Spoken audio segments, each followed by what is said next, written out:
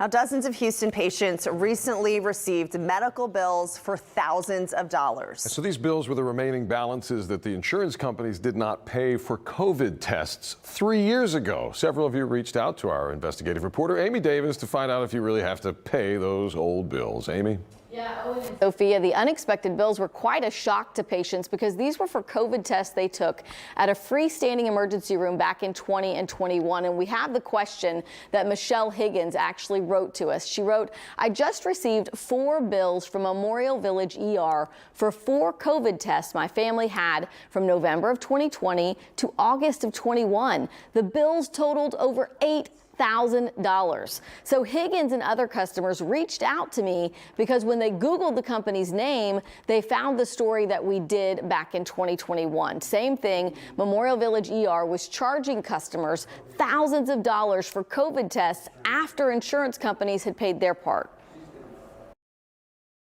The routine nasal swab in the comfort of his car, all total $3,752 for a COVID test. I was in shock. Back to 2024, when we reached out to Memorial Village ER, they told us the bills that went out at the beginning of October were sent due to a software error, and they have tried to reach customers with emails, phone calls, and text messages to explain this. Michelle, you do not owe those bills. Other customers, though, told me they're worried that the unpaid balance will somehow pop up on their credit reports, and they want to know how they can make sure that doesn't happen. Memorial Village ER told us they will send anyone who received one of the bills a zeroed-out statement showing they don't have a balance. You just have to call them and request it.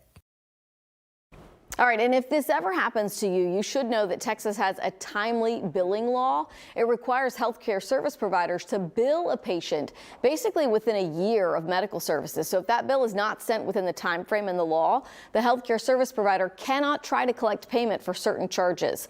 On click2houston.com, we're linking you to the law. It's relatively new with more information about medical debt. And if you've got a question you'd like me to answer, email me at askamy@kprc.com. I'm glad it was a mistake, but what if you didn't know it was a mistake? And that's why we did the story, because Memorial Village ER said we have done our best to reach people. We know that these emails might have gone to some junk boxes because people continued to ask us. So hopefully more people will see it here. Yeah, thanks for the clarity, Amy.